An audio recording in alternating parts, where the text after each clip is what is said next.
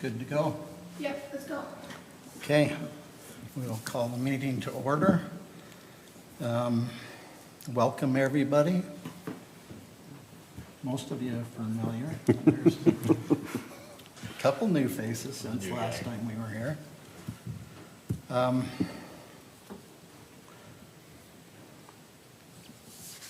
guess I will, well, let's have somebody want to volunteer for an opening prayer?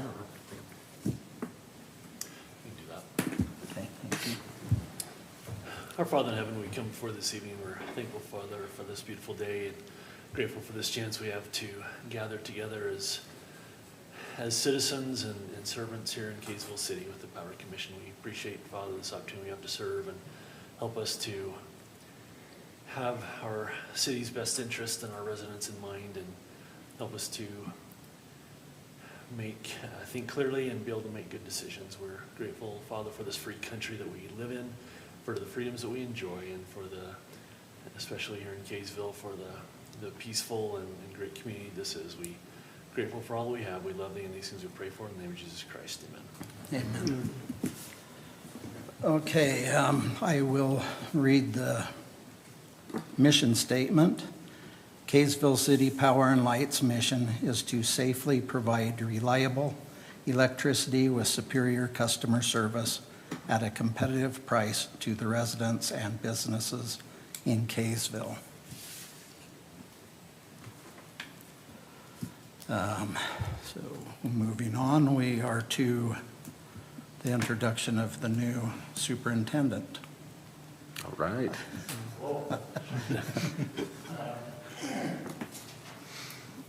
My name is Brian Johnson. I've worked for Kaysville Power now for 8 years. And I've got 4 kids, ranging from 4 to 12. And when I got into this industry, it was mainly because I didn't know where to go in life. I was at a standstill as a firefighter paramedic before this, and some unfortunate circumstances pushed me away from that, and I decided to, I was young enough that I could redirect my career path. I resigned as a paramedic firefighter and pursued some other avenues. A really close friend of mine that works for Lehigh Power says, "God, you ever thought about being a lineman?" And I just fell in love with it. I fell in love with this industry. I fell in love with the work that it represents, and the satisfaction that comes from doing it.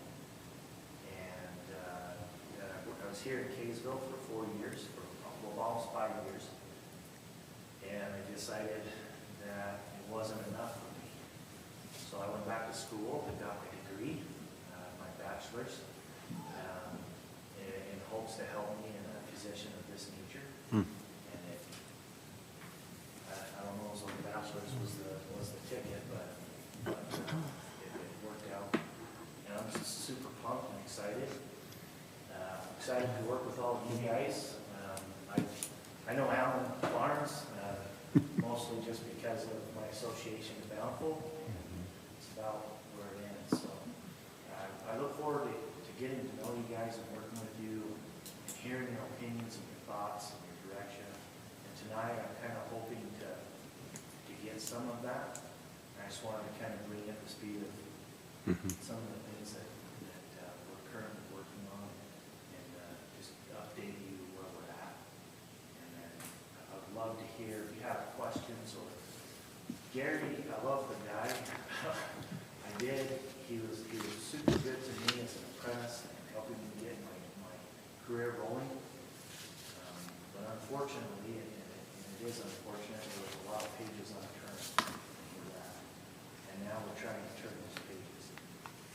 And so if you have questions, or if you talk about things in the past that you're wondering where are we at on that, I probably can't tell you, but I will look into it. I'll try to figure it out. So, but I'm super excited for the opportunity, and it means a lot to me with the residents of Kaysville. have to say, and that we're constantly looking to improve our relationship with them. And I think the best way to do that is to be a very reliable power department and to show them that we have a system that matters. So, anyways, that's me in a nutshell. Just real briefly and quickly where I'm at. Again, do you have any questions? Excited to have you. Welcome. We will have questions as we're going along for sure. Yeah. I really hope you do have questions for me. Like I said, I probably won't have answers Yeah. right away, but I'll definitely be willing to look into trying to figure things out, look into what we feel is best. Great. Thank you. Thank you. Okay, moving on, we need to elect a new chairman.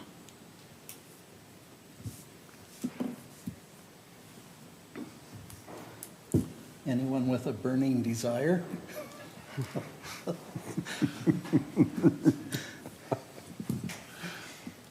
Can we make a motion just to Yeah, we can. have somebody Yeah. and make friends by doing it, I guess? I mean, are there rules? I mean, you've served as the co-chairman. Are there rules and limitations in terms of the co-chairman and chairman? Not that I'm aware of, so.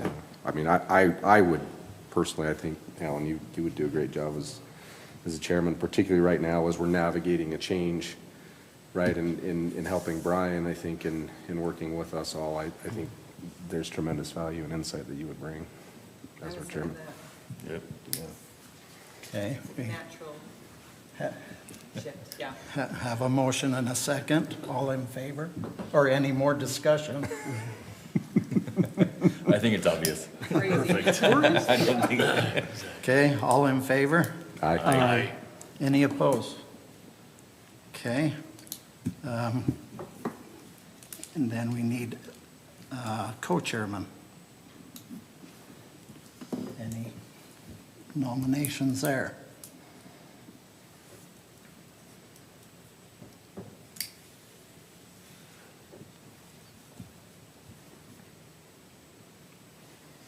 If Brent did it to you, maybe we should do it to him. I was gonna say, I don't know many on there, but I do know Brent, and I would be glad to nominate him.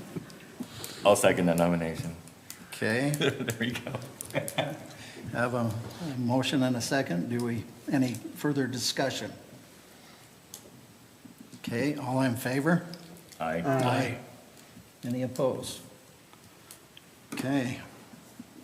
We're flying through this. You can hate me later. That's right. I know where you live. Yeah, It's we're powering through. Yes. Okay, yeah. As many Bring us puns down as to many earth, puns huh? as you can But throw it's in. wind right? power, so it's fine. Yeah.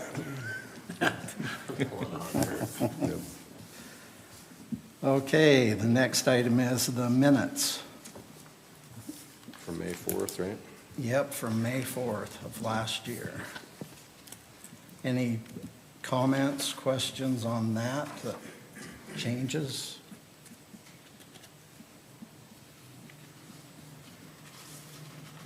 I don't think so. I think that was pretty accurate. It was an accurate depiction of the motion that we put for the recommendation to council Yep. on the interim change for rate schedule, and we'd be reevaluating that, right, in July with the data from the time of use study and everything, so. Yeah, I would imagine we're going to want to reevaluate that Soon. before the. Sorry, yeah, soon. Yeah, Probably before April, the May. next budget is finalized or even Yeah, proposed, I would think. yeah. If there are no changes, do we have a motion to accept? I'll make a motion to accept the minutes from the May 4th, 2021 meeting. Okay, a second? I'll second. Okay, motion and second. All in favor? Aye. Aye. Any opposed? Okay. We are to direct Berry primary line update. All right. Yeah, just right there. Oh, You- all right. No need to rise, right? I don't even know how you done. Hang on. I can just talk loud. I do a fair amount of teaching, and I like to pace when I talk and present, so this will be hard for me to sit still. But we have a fair amount of direct berry here in the city, and as a worker, it's been very apparent and obvious for a number of years now that direct berry line that is 40, 50, 60 years old now is pretty worn out, dilapidated, and it's a concern of mine. It's been a concern of mine as a laborer for a while, because I've noticed that we're having more and more frequent burn-ups that we're having to address. And so I just wanted to discuss with you, we have Laurelwood, that area, we're seeing a lot of burn-ups, but we also have a section of underground that is direct berry that is still on the 2400 system. So we've got a couple step-down transformers, and my concern and my worry there is that needs to be addressed as soonest, because if we start having issues with that, we don't really have the means to reroute or to supply power in any way until it's repaired. And Right. so that it's kind of an ugly situation. And that'll be kind of an extensive project, because we'll be boring a new primary line in. The line that's currently in the ground is not rated to be able to withstand higher voltage. So if we were to hook it up to a 7200 system, it'd be ugly. So the little bit that we do have, we want to start concentrating on this next budget year, putting it in our budget, and taking sections of that direct buried and that we have, that we're running into all these issues with, starting to take our subsurface vaults and putting them into above ground cans that are workable, that are safer for our guys, that aren't falling apart, and we're not going to be having the issues and stuff with. So I mostly just wanted to let you be aware as a committee and get any input or thoughts on that direction. I'm hoping it'll be about a 5 to 7 year plan, and we'll have all of our direct bury and conduit that we're having issues with. So Brian, appreciate that. One quick question. I know that there was a capital facilities analysis done, right? Yes. Yep. So this is in addition to what was detailed in that survey, correct? Or is this included in that project? I'd have to go back and read through the whole analysis, but I know there was some of that was in there. Okay. That might be helpful, I think, for us to be aware of, because, you know, as we heard about what that 10-year cost impact would be, and as we start to analyze rate impacts with both generation as well as maintenance and the impacts we're going to have from that, I think it'd be helpful to understand what's the new aspect of any capital budget expenses you may have, right? That'd be helpful. No, definitely. So, and I haven't reviewed that whole entire 10-year Gotcha. book that they handed over. I've mainly reviewed the sections on that with the substations, because we're way over. They're more it's about priority, right? Yeah. And so that's where I put a lot of my emphasis and knowledge into reading and trying to be up to date on the substations right now that are in that analysis that we got from ECI. I think it was in 2020. So, and I actually tell you the truth, that was the first time I'd heard of that was when I was going through file cabinets in Gary's office. I was like, what is this? So I opened it up and started reading it. So I was like, whoa, I didn't even know this was done. So And that might be helpful, I think, particularly as you're thinking about not just what you'd be proposing for the budget, but as you're thinking about what the work plans are, the capital improvement plans.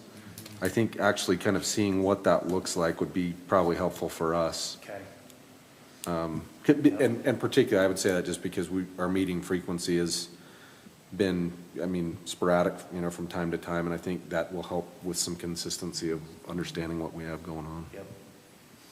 So, and once I dig into it a little bit more, I'll be able to give you more understanding of what sections we're looking at doing first, why, and the issues and concerns we're addressing with each one, and the costs that each will come with, so. Are you planning to do all that work in-house, or are you gonna contract it out? That's something I'm also looking into. Originally, we were gonna try and contract out all the boring, and then we would do the rest. But I found out Logan and Hiram both have boring machines. And so me and Brett, I just found this out this week. I'm trying to set up a field trip, I guess you could say, where me and Brett will go up and see their boring machine, see what it entails, see how difficult it is, look into what one would cost to acquire.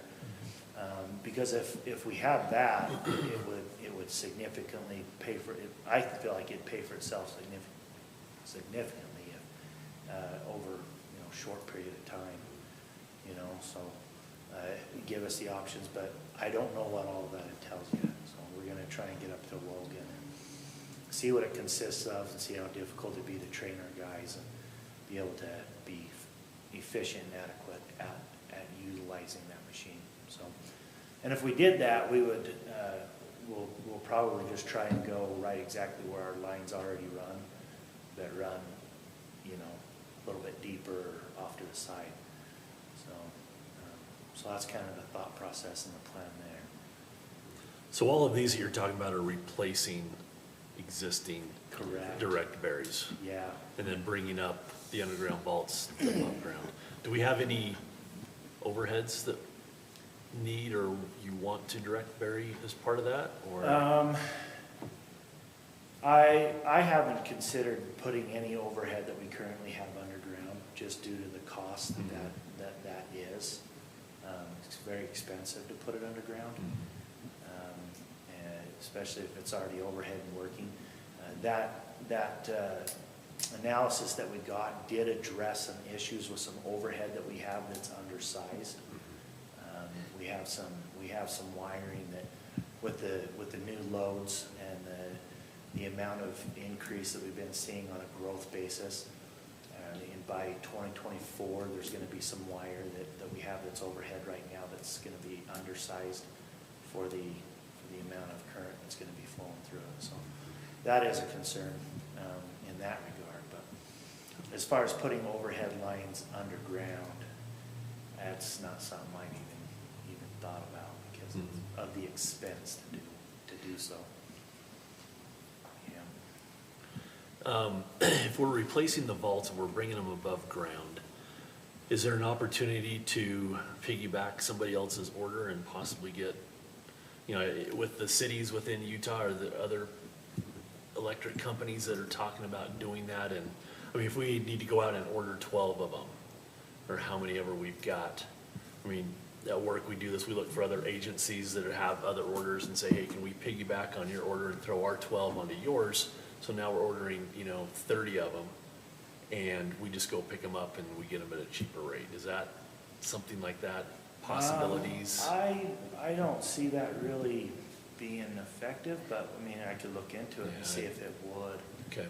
Like economies of scale, is that what you're talking about? Yeah. Oh, so the cost would be cheaper? Right. But it doesn't, Yeah. doesn't work that way? Well, especially. Or the way things just are. availability. I don't know what the Yeah. availability of those, because it seems like things like that are tough to get. And, if we put in a small order of, 8 or 12 and somebody else has got 20 and they're ahead of us, how about we just add our order onto theirs and maybe get them quicker or something? That's something we could talk to our sales rep and see if that would be, make a difference. And if it would, then we could talk to the municipalities that we have mutual aid and stuff with and see if that'd be an option. But I personally am pretty skeptical that that'll make a difference. I think the sales, I don't know, Alan, maybe you might have a little bit more thought on that, but We've never done that with any other utility. We Yeah, we just haven't either. buy ours as we need it, but it Yeah. is getting more difficult. it's getting wild, crazy. Yeah.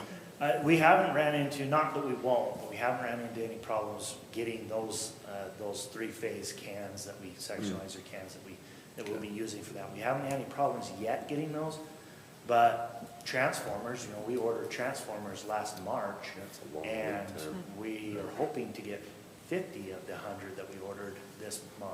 Wow. They got pushed from January to September, September, December, December to February.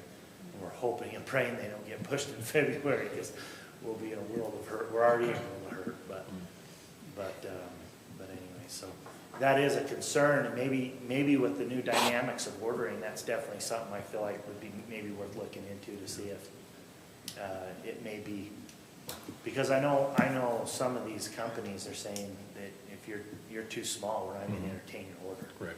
So it may be beneficial that we get a bigger order, just so that's definitely something I can entertain and look into, so, yeah. So, anyways. Any other questions on that process, or what that looks like there?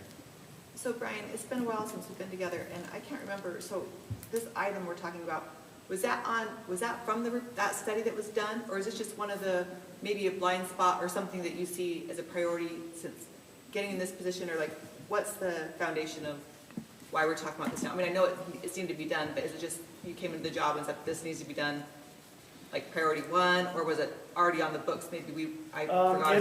It's something as a power department we've talked about for quite a while, and we've actually already started replacing some of it on 650 South, just going up off of Fairfield Road, or 650 North, sorry, going up off of Fairfield Road.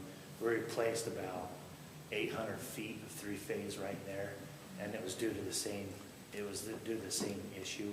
We just kept getting burn up after burn up after burn up after burn up, and got to the point to where it had to be addressed. And so I can't tell you how much of the reliability study it was. I'd have to go back and read through that some more and see if it even was. But talking to Brett and talking to our guys, so when I became the director or whatever this position, I pulled all my guys together and I said, what did you classify as the working force? What do you classify to be our top priorities? And every single one of them said that this is one of them. Because, the last time we had a burn-up, we spent 8 hours through the night trying to figure it out. Trying to figure out how we can reroute, how we can change the load, how we can find it. It just took us forever. We call it chasing ghosts in the line field, and we were just chasing ghosts. And if we had things built properly and in conduit with fault detectors and everything else, we're hoping we wouldn't have had that. It'd have been super quick, super easy, and wouldn't have entailed a lot. So, me personally, that's what I'm basing my priority on that off of. It's not going to be, and this isn't going to be, we're going to go after all of it this year. This is, 5-10 years of taking little sections at a time and trying to knock it out and reduce. Stay ahead of it. Yeah, and try and get the bigger portions of it. I try and be closer to 5 than 10 on it. Yes. Well, that's my hope. My hope is 5. Yeah. In fact, if I can organize it correctly, I'm actually hoping to have it done in 3. But budgetary, that's going to play a role in it as well, because this is all maintenance costs. So the budget's going to play a big role in it. So, anyways, but this last year, I think we had 4 burn-ups, primary burn-ups in the Laurelwood area up behind DATC. And the year before that, I think we had 2. The year before that was 2. And then the year before that, it was 1. So you can see it's progressively getting worse. And so, anyways, and that's per incident. the one last year had 3 burn-ups in the same stretch of wire. So anyways, but, yeah. So yeah, that's a really good question. And I'm gonna have to go and read through. I apologize, I feel a little bit unprepared. We can too, I mean, it's been a while. I'll need to go and read through that whole 10-year plan in that book and figure out what a lot of it means and what they're referencing to. So.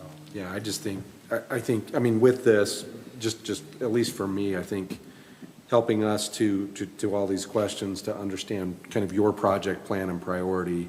The study is one thing, right? That's important because that informs it, but really what is your plan as you're looking forward? Are there additional costs, right, based on what you're seeing as priorities that weren't in there before? And then, you know, as we're getting closer towards rate study, I mean, some of these other things that are coming up in legislation as far as generation impacts and contracts and stuff, all that I think is going to be really useful for us so that we can make an informed decision and have a healthy discussion before we make any sort of changes or recommend any changes to rates and that type of thing, right? Yep. So, yeah. Okay. Awesome. Okay, I guess that's all on that subject. Let's go to the next one, the Schick Lane and Burton Lane substation.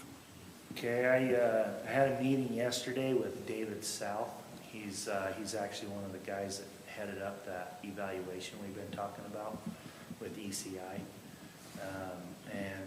I got in contact with him about 3 weeks ago, and we were finally able to figure out a time to have a discussion yesterday.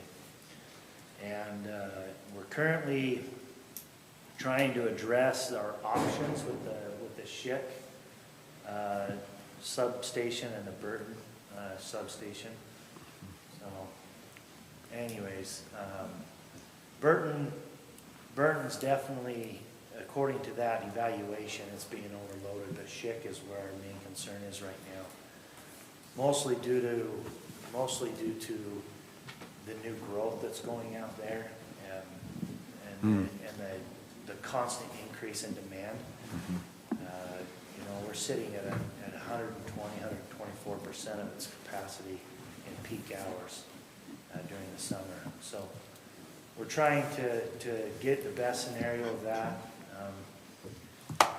We did find out today that we will be getting a new substation, we'll be getting a substation tech.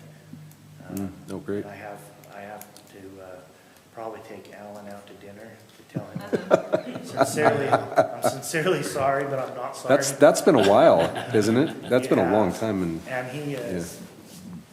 What he's saying is they're taking one of mine. Yeah. Yeah, when he called and told me today, unfortunately there was nobody watching, but there was a really big man doing a backflip out of excitement. So I was so excited. Excited to see. It's going to be really good. He's coming in just at the right time too. But right now, David South with ECI is doing an analysis or a study to determine what the best direction would be to go forward right now. Right now, he's leaning towards putting a bigger transformer in the Schick substation on its own bay. We keep the transformer we have in there now, and we parallel over between the two. And is that which substation is that? That would be Schick. Schick. Is the footprint for that substation big enough for the equipment? Yes. Okay, all right. Yeah, and I pulled up the blueprints for that substation from when it was built, and we already have the blueprints for that whole new bay. It's already designed, it's already in the layout. Gotcha. Where to tie in, how to tie in, and that whole shebang's already there. The only thing that we would have to change from it would be the specs for the pad for the transformer to meet whichever transformer we decide to go with. So, but that's kind of where we're at the very beginning stages of that process with the substation. needs. But there's definitely a high demand, immediate. Like this is, in my scale, this would be more of an emergency level. Because if we were to lose the Burton or Schick transformer for some reason right now, we would not have the ability to switch around and carry the load amongst the other substations. Wow. They just wouldn't have the capacity to be able to do it. And so, by putting that bigger transformer in the Schick substation, we would then have the ability to do that, and which would buy us more time to be able to build out and do the same in the Burton substation. So, yeah. We most likely wouldn't take any more feeders. We'd leave the existing feeders that we have leaving. We don't have anywhere to take new feeders. And our current feeders that we have right now, we would have to upsize the wire in one of them, and that's it. And then they would be able to meet everything after that. So, and I did get that out of the reliability study. Yeah. All that came out of The that. wire Yeah. sizing and everything, yeah. Yeah, all of that came out of that study that was done by ECI. So, anyways, so that's kind of where we're at. When I do get back the options and the scenarios that Dave feels would be the best for our system and the best option for what we have, I'll update you on that, probably the next meeting. Pass by the scenario. What I'm hoping that we can have a plan in place before the next budget that I can present in March to our finance director and say, this is what I'm looking at in March for the replacement or for the build of that substation of Schick.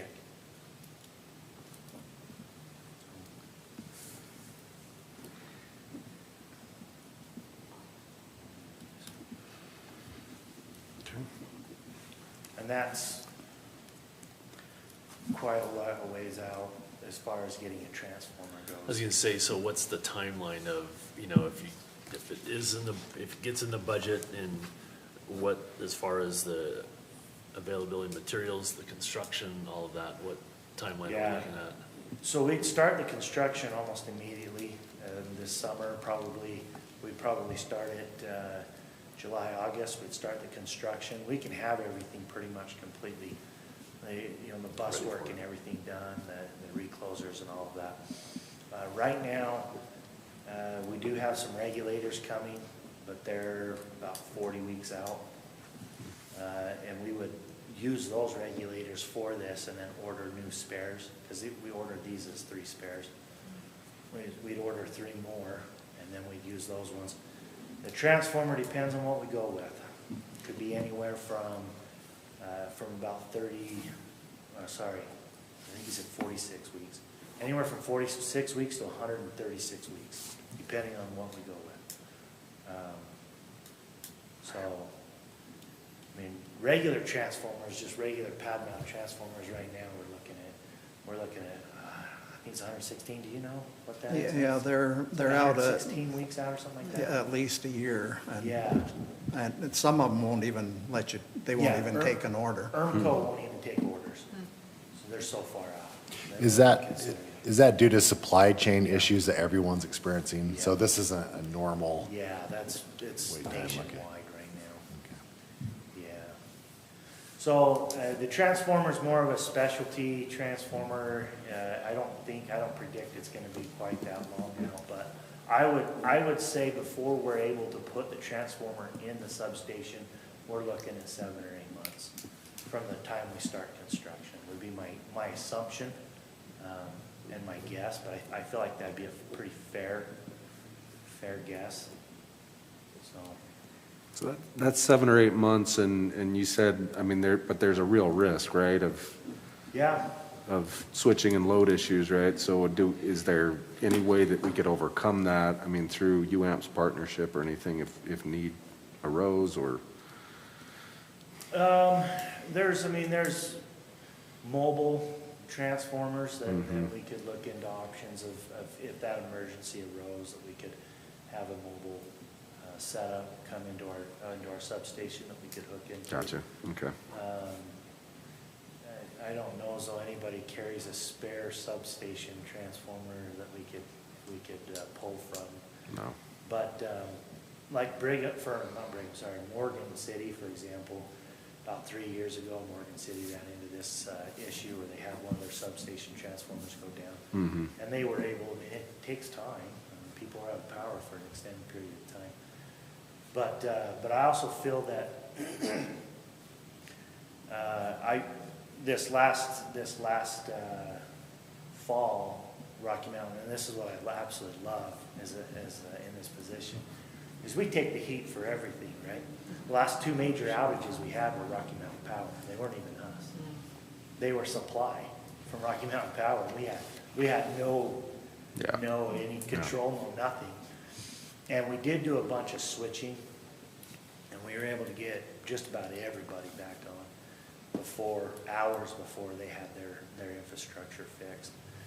And so we do have the ability to reroute and switch and make it all work, but in the peak months, we just don't. But we could work if it was going to be super extended hours. I've talked to Brett about if it was to happen in the peak month of July, we could do some rotating of switching. So this area, you're going to be out for 6 hours, or 5 hours, 4 hours. Then you'll come on, and this area is going to go off until that temporary transformer Was in place. That mobile transformer can make its way for us to be able to utilize it.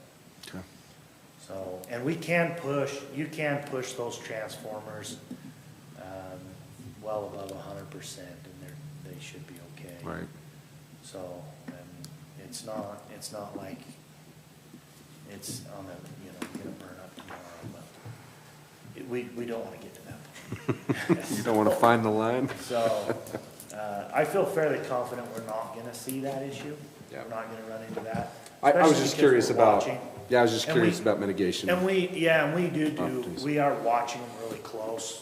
Last summer during peak hours, I think we did some switching probably 4 or 5 times throughout the month of July and August, just to move some load around. And we played with it probably 4 or 5 times. We went out and switched things around, moved load around as things changed. And we were able to really make the idea is that we don't have to do that anymore. We get something in there that can carry its circuits on its own without the fear or worry of having to switch it around and distribute more evenly, like we do. So, Awesome. anyways. One request, could you send us out an electronic copy of that study? Yeah. We've got new members that never saw it, and Yeah, there's a flash drive in the binder, and I'm assuming that I haven't put the flash drive in a computer, because I got the hard copy. But yeah, I imagine we'd be able to come up with that, even if we have to Scan make it. a copy, a hard copy, and hand it out. Even if it came down to that, we could definitely do that. okay, So, most definitely, yeah, that would be good. yeah. In fact, I think I have 3 or 4 hard copies in the office.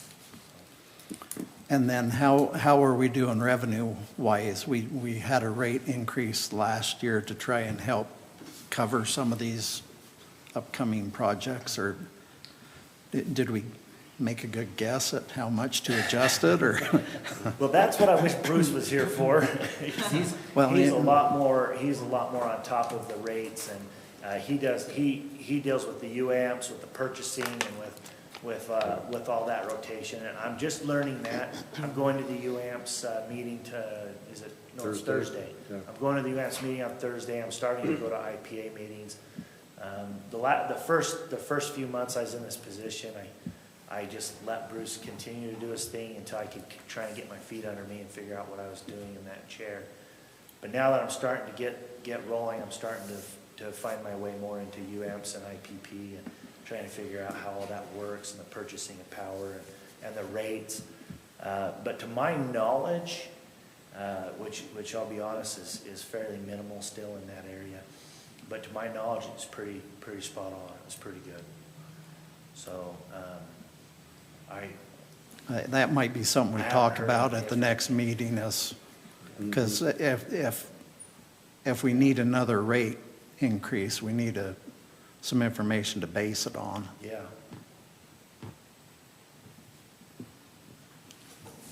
Brian, Yes. the long-range plan is on the website. Oh, perfect. Go to the Kaysville City Great. website, go to Power, and it's long-range. Okay, It's there. Awesome. great. And if you have any problems locating it or want a hard copy or something different, let us know. And we can get that, we can provide that, no problem.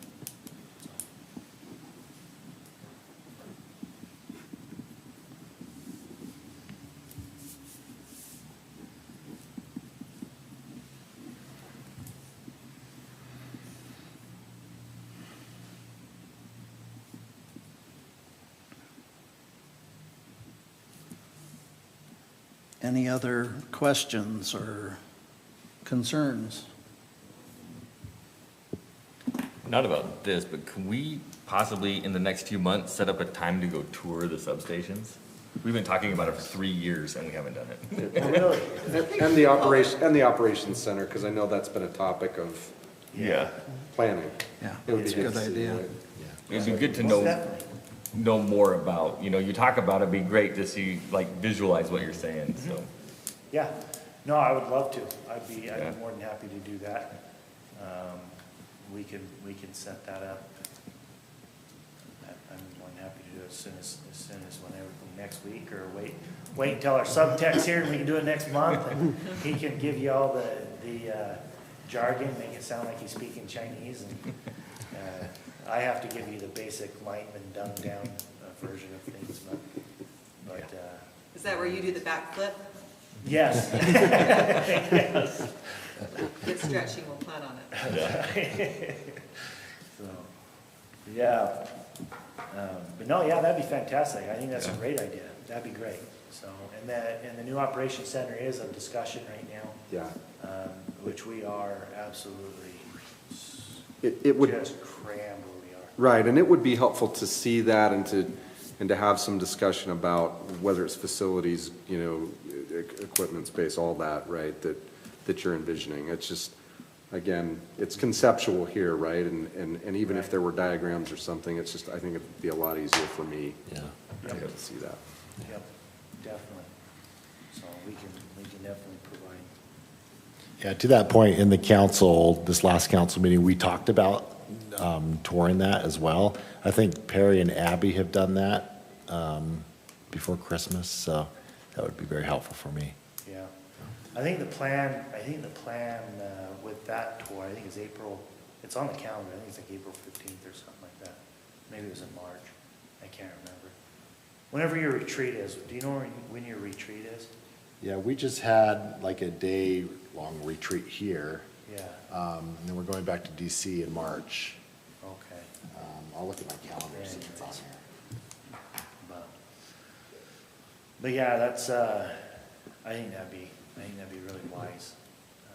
Maybe you can get a visual of what we're talking about, and the kind of space we do have for those substations, and you can get a visual of what we have going on and what has occurred.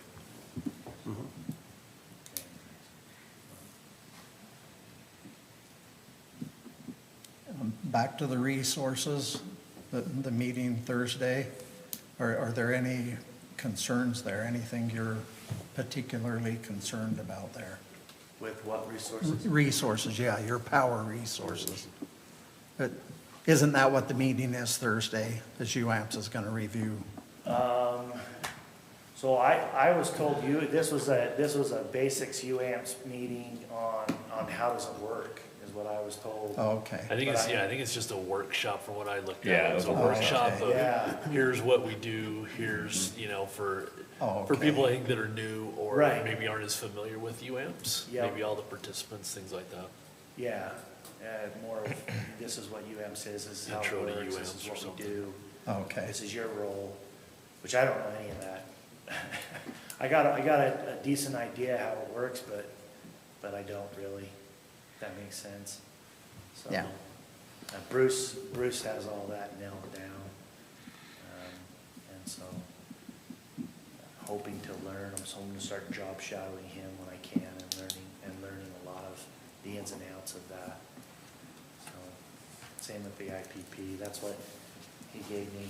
I guess there's a bill, the state legislature's Yeah. passing a bill, I'm just barely learning about it, looking into it. He gave me a bunch of these to give for informational purposes. It's called the Issues and Awareness of the IPA. I haven't even looked in it yet, so, but I have. And I plan on reading the pamphlet, seeing what all it entails, so. But yeah, it's, more than anything, I felt like I pushed this meeting long enough, where I felt like I was finally getting my feet under me enough in this position that I needed to get in here and find out where all of you sat, your thought process, get a feel for all of you and how this even works, you know. I didn't even know how this worked until I came here tonight, so, and get a feel for the dynamics and things. So I am excited, though. I think this is going to be a good thing. A lot more brains thinking and moving parts to help the city go in a positive direction. So, anyways. How quickly would you all like to do the tour? Is this something we want to do before the next meeting, or? I would like that. I would like sooner rather than later. And are we planning to have a next month meeting? Is that, When does the guy start in his role? Do you want him present, or does it You matter? just gave us 2-week notice today. March Sounds 2nd, like. I think. Okay, would it be helpful to have him It present? would be very helpful. So let's for sure do it after that. Yeah. And now that you mention it, I'm actually going to be out of town the first part of March. I believe this would be probably this meeting next month would be March 2nd or March 1st. Last time we did it like on a Friday afternoon at like at 4 o'clock. And then that way everybody can have a Yeah. chance to get off work. And we do it early enough in the day that, Okay. And David South with ECI said that he should have his information to me in about 4 weeks. This was yesterday morning. He was thinking he'd have his information to me in about 4 weeks. So if we were to push it to the middle of March, the tour, that I would hopefully be able to have information, ECI's new information that they would have for us, their suggestion, and I'd have my sub-tech here that could really answer any questions that you would have. so then our next meeting, so you're not going to be available for the first part of March to have a meeting? Yeah, I'll be out of town. Okay. And I guess that's another question. Do we want to stay? We've been doing the first Tuesday of the month typically. Is that going to be good for everybody, or do we want to look at a different day? I'm available anytime. That should be fine. So then if you're not here for the March one, then our next meeting would be April 5th.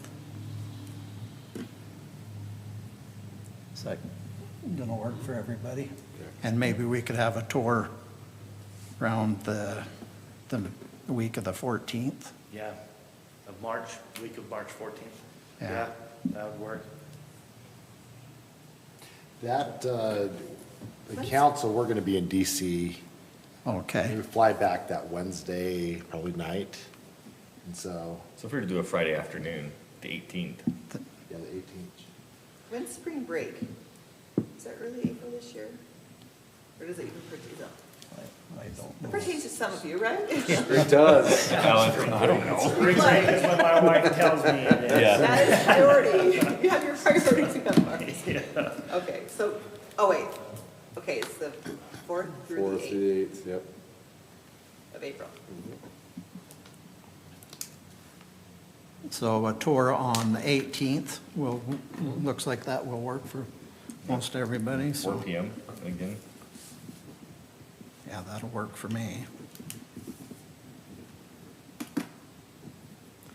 It's probably gonna, what did it take, a couple hours, didn't it? Is that April 18th? Yeah.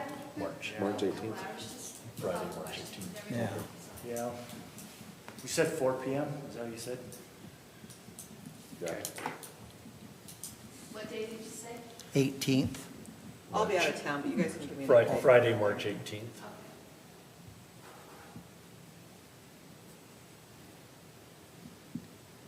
And would we meet here? Or um, would be the best place to? we You guys- could, You guys tell us where the best place, yeah. because the first substation's just right over here, so we could start there and then go down. That works for me. Yeah. How many substations do we have? in Kaysville? 4? Yeah.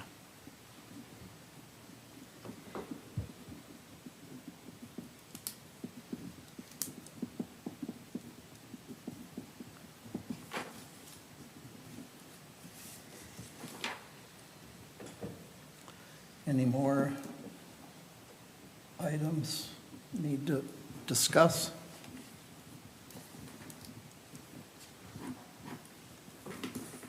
Then we are to call to the public. Call to Andre.